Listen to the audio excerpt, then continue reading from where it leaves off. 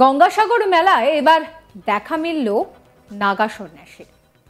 তিনি আবার রীতিমতন দোলনায় ঝুলছেন। ভক্তরা এসে প্রণাম করছেন, তিনি আশীর্বাদ করছেন। কিন্তু হঠাৎ করে সেই সাধু জানেন তো রেগে উঠলেন। তিনি প্রশ্ন করছেন যে কেন ক্রিসমাস সেলিব্রেট করব। সনাতন নাগা সাধু ক্ষোভে ফেটে পড়লেন বাবুঘাটে। তার মতে আমাদের সনাতন ধর্মকে আমাদের মানুষই ভুলে যাচ্ছে, এটা তো হওয়া উচিত নয়। বলছেন বাবুঘাটে আসা এক নাগা সন্ন্যাসী। তার মতে সনাতন ধর্ম নিয়ে পড়াশোনার প্রয়োজন রয়েছে। আমাদের ধর্মকে কেউ জানতেই চায় না। আমরা ক্রিসমাস সেলিব্রেট করি, কিন্তু আমাদের ধর্ম তাকে কেউ মনে রাখে না কেন? বাবুঘাটে গঙ্গাসাগরে এসে সেখানে রীতিমতন ক্ষোভ প্রকাশ করলেন এই বাঙালি নাগা সাধু। শুনুন তার কথা। কখনো অমরনাথ চলে যাই, কখনো কেদারনাথ চলে যাই, কখনো অযোধ্যা চলে যাই, বিভিন্ন জায়গায় মহাকাল। সাধকের কোনো এক জায়গায় নির্দিষ্ট স্থান নেই, এই হলো মেন। আপনি দুর্গাপুরের বাসিন্দা? বাসিন্দা, ওখানেই সংস্কার হয়েছে। হ্যাঁ, ওখানেই আমার সন্ন্যাস পীঠাশ্রম। এইটা। আর কুম্ভে কবে যাচ্ছেন? কুম্ভে যাব ওই 20 তারিখের মধ্যেই কুম্ভে যাব। ওখানে কি কি কর্মসূচি?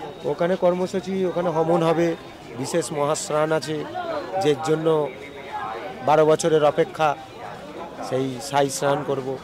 এইটাই আনন্দিত আমরা। এই বছর তো কুম্ভটা খুব স্পেশাল, কারণ অনেক বছর বাদে। হ্যাঁ, এগুলো অনেক বছর পর, 12 বছর অন্তর অন্তর কুম্ভমেলা পূর্ণ কুম্ভে গিয়ে থাকে। 4 বছর অন্তর অন্তর কুম্ভ মেলা হয়, অর্ধ হতে হতে গিয়ে পূর্ণ কুম্ভে থাকে। সেই পূর্ণ কুম্ভের মহামিলন মেলা এলাহাবাদ প্রয়াগরাজে হচ্ছে এবছরে 2025। এখানে ব্যবস্থা কিরকম পেলেন? এখানে মোটামুটি সেরকম একটা সুরাহা নেই। হ্যাঁ, আর এখানকার সেরকম সাধুর যে ঐতিহ্য সেরকম পশ্চিমবাংলার লোক জানে না সাধুর কতটা কি ঐতিহ্য।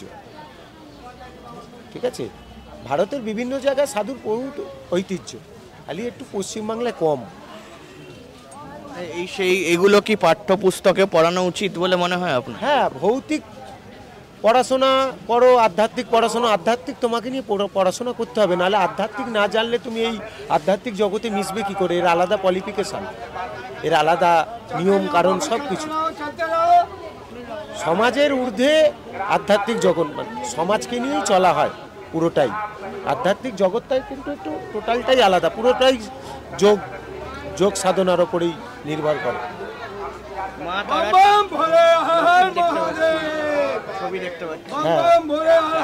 ভালো যাই সব জায়গায়, বললাম না, সব জায়গায় সাধক এক জায়গায় কখনো থাকে না। 16টা পিণ্ড দান করে হয় সন্ন্যাস, তবেই বিভূতি মেখে নাগা সন্ন্যাসী দিয়ে বসে। সবাই বিভূতি মাখতে পারে না, জানতে হবে। বাজারে অনেক রকম, এই সাধু মেলায় অনেক রকম সাধু এসছে, অনেক প্রকারের, অনেক সম্প্রদায়ের। ঠিক আছে, কিন্তু নাগা সাধুর একটা ঐতিহ্য আলাদা। যেমন অঘরী সাধু, যারা কালো কাপড় পরে, কানে কুণ্ডল আছে, আর নাগা সাধুর গায়ে থাকবে ভস্মী। আপনার মনে হয় যে এই যে ধর্ম বা সনাতন ধর্ম রয়েছে, সেই সনাতন ধর্ম পাঠ্যপুস্তকে মানে আপনার যেমনটা একটু আগে জিজ্ঞাসা করলাম, সেটা আসা উচিত, এবং কোথাও গিয়ে ধর্ম মানুষ ভুলে যাচ্ছে নিজের? হ্যাঁ, অনেকেই তো আমরা সনাতন ধর্মকে পায়ে ঠেলে দিয়ে আমরা বড়দিন পালন করি, অনেক কিছুই করি। কিন্তু অনেক ধর্ম আছে, সনাতন ধর্ম এমনই একটা, সব ধর্ম থেকে জানতে চায়, কিন্তু সনাতন ধর্মে কি আছে সেটা সব ধর্ম জানতে চায় না। কিন্তু আমরা অনেকে করে উঠতে পারি না। ভোরবেলায় দেখো বনের পাখি উঠে ভগবানের নাম করছে। যেমন অন্য ধর্মের দেখো ভোরবেলা 4টের সময় যাই করো, উঠে কিছু না কিছু সে ভগবানের নাম করছে। ওই আমরাই বাঙালি সনাতনী করতে পারি না, তখন ব্যাংকেট কম বললি এখন ঘুমাচ্ছি।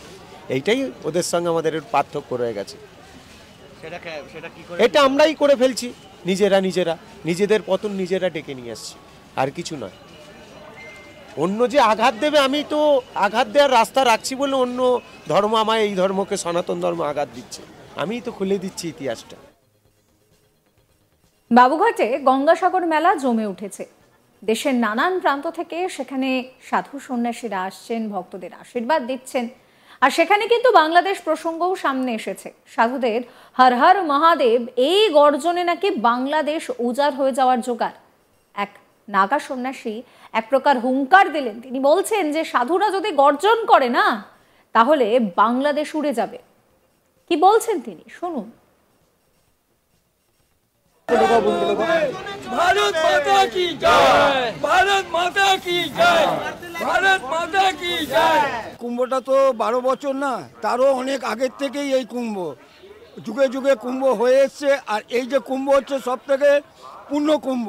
এখানে গঙ্গা যমুনা সরস্বতী আছে এলাহাবাদে। এখানে চান করলে হ্যাঁ সব থেকে গঙ্গাতে যা হয়, যমুনাতে যা হয়, সরস্বতীতে হয়, বিদ্যা বুদ্ধি আর শান্তিপ্রিয় জায়গা, সেটা হচ্ছে প্রয়াগরাজ এলাহাবাদ। কিন্তু সব তীর্থ বারবার, গঙ্গাসাগর একবার, সেটাও কিন্তু অরিজিনাল। হ্যাঁ, আগে আমরা সাগর করি, তারপর আমরা কুম্ভে যাব। হ্যাঁ, আর এমনি প্রশাসনের তরফ থেকে খুব সুন্দর একদম রেখেছে, পুলিশ প্রশাসন ভালো। আচ্ছা, মাউন্টেন পুলিশ ঘুরছে, তারপর মিলিটারিও মাঝে মাঝে আসে, খুব সুন্দরভাবে একদম সাধু সন্ন্যাসী যেই জায়গায় আছে কোনো চিন্তা নেই, সবাই শান্তিপ্রিয় আছে। আর আরেকটা কথা সব থেকে বড় হতো যে আজ থেকে আমরা প্রত্যেক বছরে দেখি কিছু লোক বাংলাদেশ থেকে এই দেশে আসতো, তারা পাসপোর্ট করেও আসতো, কিন্তু এই বছর আমি কারোকে দেখছি না। আর যেহেতু বাংলাদেশ যে জিনিসগুলো করছে ওটা ওকে করা একদম উচিত না, কেন সনাতন ধর্ম সব থেকে উঁচু আর উঁচুই থাকবে। বাচ্চা যখন জন্ম নেয় লিঙ্গ নিয়ে, হ্যাঁ, তখনই সে সনাতন ধর্ম, তারপরেই পাতা চলে সে মুসলিম না শিখ না কিসাই। হ্যাঁ, হর হর মহাদেব।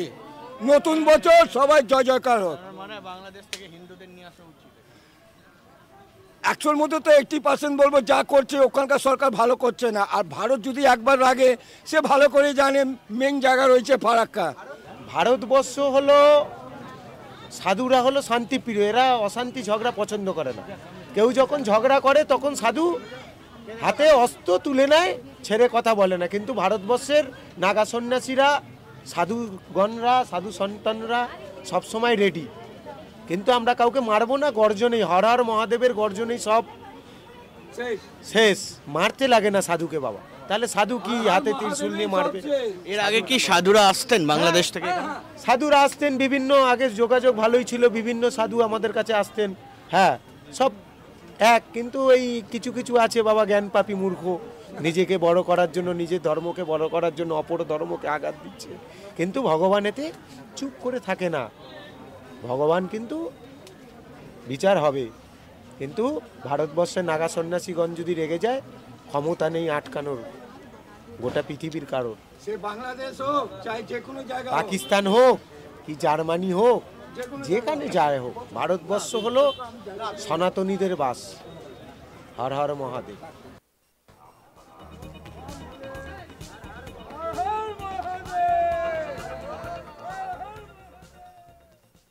সাবস্ক্রাইব করবেন আজ তাক বাংলার ইউটিউব চ্যানেলকে, ফলো করতে ভুলবেন না হোয়াটসঅ্যাপ চ্যানেলও, এবং অবশ্যই আপনাদের নজর থাকুক আজ তাক বাংলার লাইভ স্ট্রিমিং এর দিকেও।